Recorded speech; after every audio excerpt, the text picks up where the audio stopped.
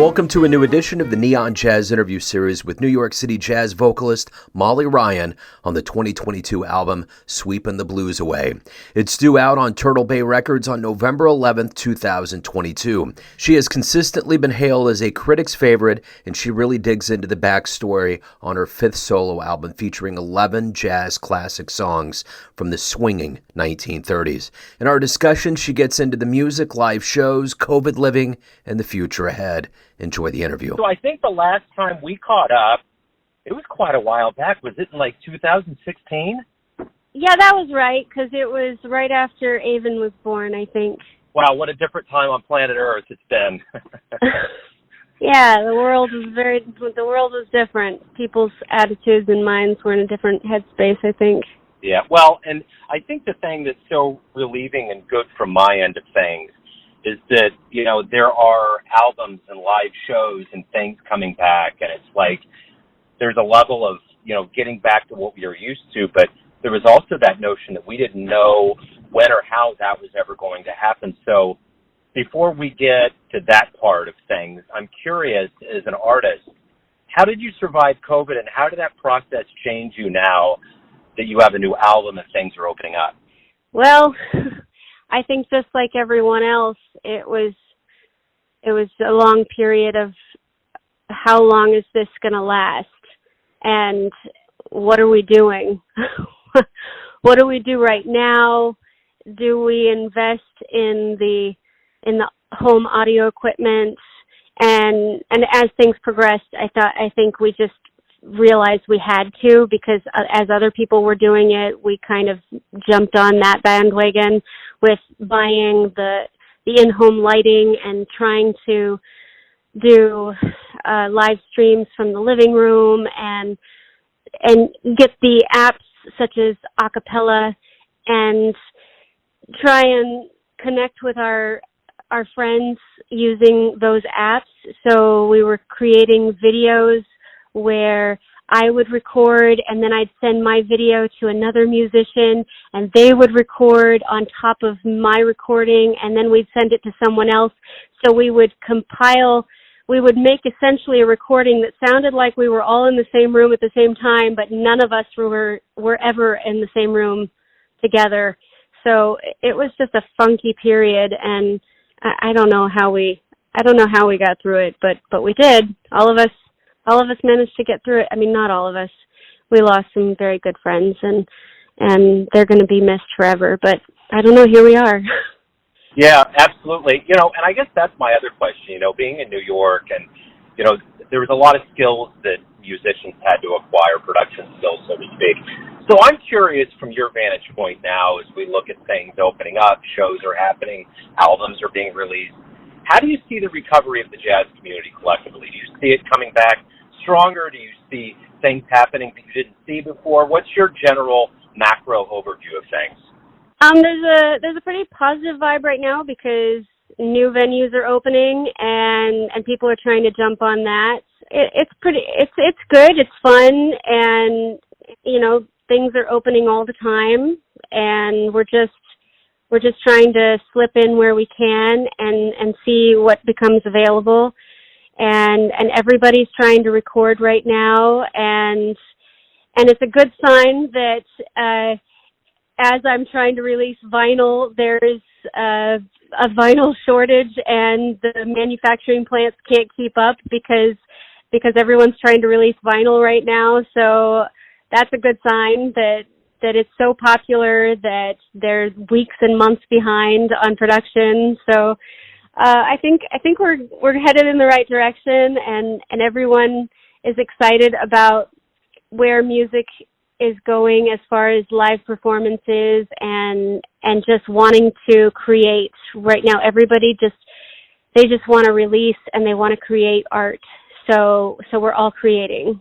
Your album out on Veterans Day, Sweepin' the Blues Away, is probably an anthem for what's going on right now.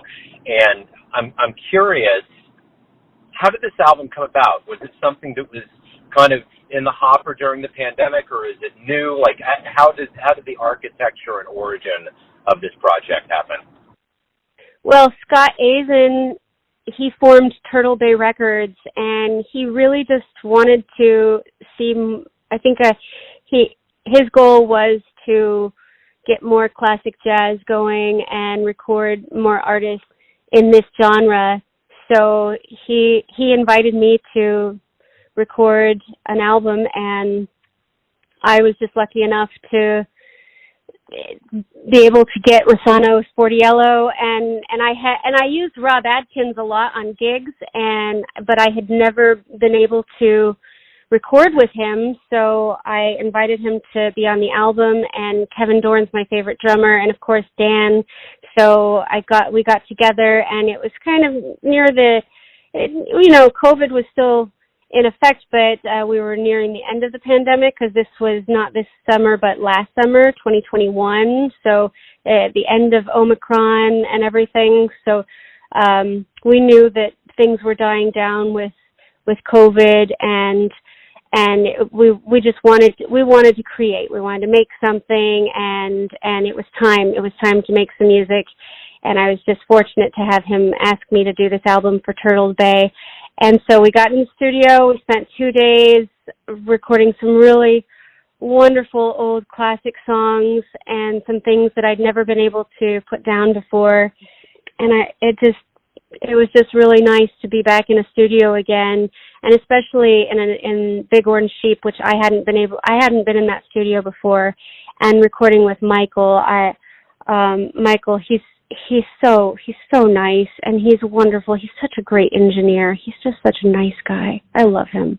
So the one thing that's always very evident and true about what you do is that you always have this foot in the past, but you also have this foothold in the modern era, and it's music that makes you feel good. But I know there's just these two worlds that exist, and I'm curious from your perspective, how do you view each successive album? Do you view it as a snapshot of what you did in that time in your life, or do you view it as an evolution of what you're doing overall as an artist? Yeah, I think the former. I think it's just it's what I'm doing right now and how I'm feeling in the moment and what I want to create in that moment. But I hope that the music is, I don't want it to just say like that I hope it's only enjoyable for right now. I want it to be enjoyable forever, and I want people to get pleasure forever, because it's going to be around when I'm no longer. So it's my life. It's just kind of the little droppings that I leave that represent my life. So what are you hoping the listener gets from this album? Those that download, buy, get the vinyl, what do you ultimately want them to get and feel? Oh, I just want them to have fun, and I want them to smile.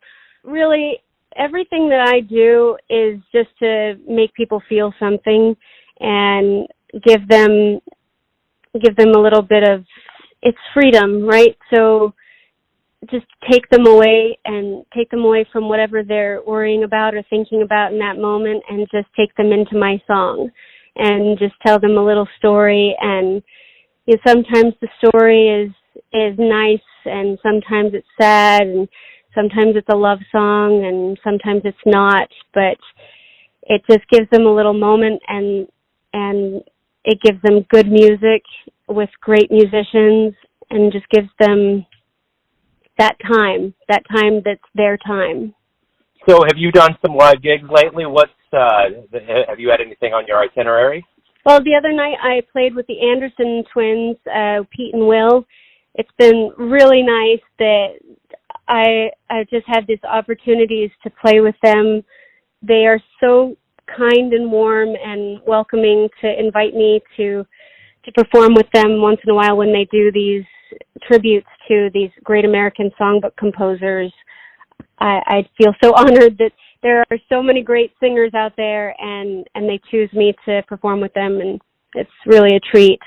So the other night we played at Birdland, and we did a tribute to Irving Berlin. That was really special. It's always fun to get on stage with them. They're just wonderful, wonderful people. So overall, what is the feeling? There's been this sentiment that, after we've gone through something as traumatic as what we went through, and, most people didn't have live music for at least 2 years, What's kind of the mood and mode? I know Birdland is obviously a very special place on the entire planet to have a show, as esteemed as the show that you had. But overall, what's your general feeling from the crowds? Everybody wants to get out. Everybody wants to be back in the theaters and in the clubs. The clubs are full. They are full.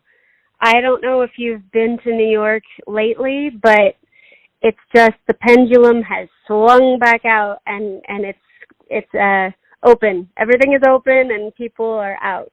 So come here, come visit, and come see something, because everybody wants to see live music and be entertained and escape and just feel things. Everybody wants to be together right now. Yeah, for sure. The community is something we've missed. I actually had a dream about a month ago that I went to New York and I was at the Vanguard, and I was like, how is this happening? And I've never been there, so my mind built something that probably isn't real, but I was just absolutely floored. I was like, I can't believe I'm in New York at the Vanguard. And I've never been there. I mean, I've been to New York, but it was a long, long time ago. My dad was born in Brooklyn, raised in Long Island, so I was up to see family, and never really, at that point, I didn't have my show, and I wasn't really as into it as I am now, but I would love to get up that way. And I'm noticing in Kansas City, we have an interesting facet here where we have, along with all the shows and cats coming into town and everything happening, we have a series at our local community college. It's a show. It's noon on Tuesdays, and then at the Blue Room off 18 and Vine, it's noon on Thursdays, and local musicians are coming in and playing like hour sets for free, and they're packed, and it's been wonderful. Great showcase and a great way to get people back out at it. So I've noticed from that perspective that it's just really, it's wonderful to see everybody back out. Everybody's relieved. I'm sure stuff like that is happening in a lot of different cities. That's really wonderful. I'm glad that you have something like that there. And that's, if you're having dreams, I think it's a sign you should come visit. It was a weird dream. Like, there were things that were happening. Your subconscious is a very weird, malleable place. So things were popping in that were strange. Like, the beginning, everything with David Lynch, it was kind of like that in Twilight Zone. But it was still, I kept thinking in the back of my mind, I can't believe I'm here. And it's like, whenever I go to a show, my wife is always like, why don't you get a shirt or get something? I'm like, no, it's fine. This is the experience. This is the T-shirt. And I remember I was there alone, and in the back of my head, I said, I'm going to finally get a T-shirt. I was like, I finally splurged and did it, because I'm like, I just, she would be so proud of me that I did that. So there was all these little things. So I think you're right. The vivid nature of it probably is hearkening me to go up there, and I would love to see. I just don't even know what I would do if I got to a place like Birdland or the Vanguard. It's like they're like Taj Mahals to me, and I would just love to see something there. Oh, I'm sure you would have the time of your life and just have fun, because everybody that comes there just enjoys themselves so much. And when you do get to Birdland, just find Johnny, the owner, and tell him that Molly Ryan said that you had to go. So okay. I absolutely will. I did so many. I ramped up my interviews over that 2020 year. When COVID began, I really had to kind of assess things, and it was just something that really gained steam. And I have a son and a stepdaughter, and I would play interviews. They would listen to my interviews. And, overwhelmingly the musicians were strong and positive, and it was such a good thing for them to hear. And it's something I love. So it was really good, but it was also one of those things where I just got to a point where it's like, man, alive, there's just nothing happening. The itinerary's fallen away. Everything's going away. So I think right now at this time, how relieving and refreshing, and how I almost just want to kind of concrete this moment, because we lived through such a long space of not knowing at all. The ambiguity was the big thing. So it's so good to hear. Yeah, I think that's another part of it, is that because of what we've been through right now, we live in this space of thinking this isn't guaranteed. So let's just live it up, and let's just jump on everything, because we're not guaranteed the gig tomorrow or the gig next week or having our gigs next year. So let's just go have fun and let's just try and create what we can right now and enjoy it. You know, the other thing that I realized about the jazz community, of all of the wonderful things, I can't imagine a better group of humans to cover and to be around. I mean, you all exude this grounded nature. You're overwhelmingly positive. You lift each other up, and the higher up the ladder you go, the more humble they are, the artists are. But the thing I realized over this time is that you all as artists pretty much mimicked what we lived through. So we all had to take this unexpected moment, and we had to make it sound and look the best we could, and it was going to happen once. And if there was ever a sector of artists that realize that every night that you do something on stage, it would have to be jazz musicians. Except that people record it and put it on the internet forever. Right. Exactly. Other than that, take the modern components, but yeah, but there's such a good nature about it, and I'm noticing even a lot of people that teach in university settings are saying that the enrollment rates have gone up. So it's not like the kids have been scared. They're like, let's go, let's get in there. Yes. So I think true. So there's been a triumphant part of that that's existed. So Molly, tell me, where is the best place? You talked about the vinyl, but where's the best place for anybody to get this album physically, stream it, and to know about shows and anything that's going on in your world? The best place to get the album is straight from Turtle Bay on their Bandcamp website. So if they go to bandcamp.com, and then I think it's / Turtle Bay Records. So go to bandcamp.com and search for Turtle Bay Records, and you will find the new album out on November 11th. And it's called Let Us Smile. Oh, sorry. Sweepin the Blues Away. But the single that just came out is Let Us Smile Be Your Umbrella. And there's another single that will be released later this month, just in time for Halloween. So there might be a little Halloween theme in there, tied in as well. If you're on Instagram, I'm on Instagram, the Molly Ryan. Let's see. I'm online, mollyryan.com. You can look up my shows there. And I'm just around the New York area, really. And, or I might be in the skies. You never know. I became a pilot over the pandemic, so I'm flying these days. So you might look up and see me there as well. But yeah, look up Turtle Bay Records and find some more music from their other artists as well. That's wonderful. So you're flying, huh? Yes, I am. I'm a commercial pilot now. Wow. What's that like? How does, I mean, that has to be a pretty big deal.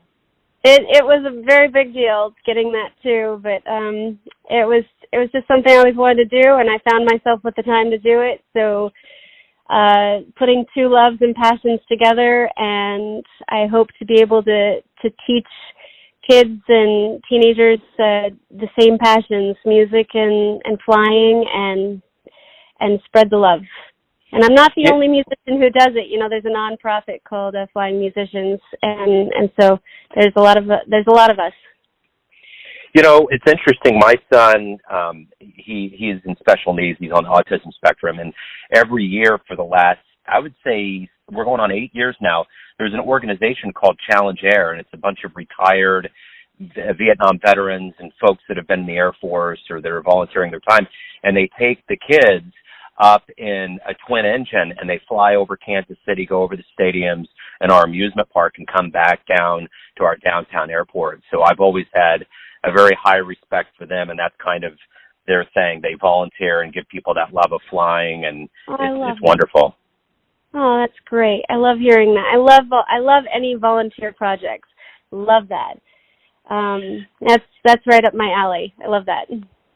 So on kind of a silly front here, I've always had this like dream of mine that if I ever won the lottery, and I would just do frivolous things, like I would just fly to Philly and get a Philly cheesesteak and then come back home, you know, just go up and get a really. So okay. I'm wondering if you get to that place, because you could be mobile with the plane, and you really wanted to say, look, I want to go get a whole stack of Philly cheesesteaks for flying to Philly. Can you just go get a plane and go? Of course, yeah. Mhm. That would be so cool. So anyway, and I didn't mean to get off the rails there, but Molly, thank you for taking some time out today. Good luck with the album. I really appreciate your time. It's great to catch up with you. Hey, thank you, Joe. It's nice to catch up with you too. I wish you all the best. Thank you so much.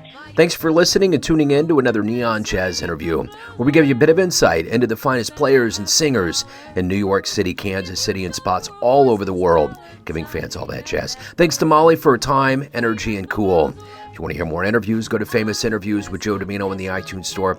Visit neonjazz at youtube.com. And for everything Neon Jazz all the time, go to the neonjazz.blogspot.com. Until next time, enjoy the jazz, my friends. Sorry, everything will be hunky-dory. Get yourself a new broom and sweep the blues away. I want to tip you off to a wonderful program I found out about. As we expand our reach, we have made some friends out there in the world that love jazz as much as we do. This program is fully endorsed by Neon Jazz. Gerald Albright, Rhea Schneider, Charlie Hunter, Duke Robillard, Sean Jones, Walter Beasley, Steve Swallow. Something Came from Baltimore is a jazz, blues, and R&B podcast and radio show, and it's not really about Baltimore. Subscribe to the podcast and listen to your favorite artist or future favorite artist. That's Something Came from Baltimore. And be a part of that Be More music scene. Joe Lovano, Jeff Coffin, Paula Cole, Danuzo Makatani, Ann Passio, Ches Smith, Thumbscrew. Neon Jazz.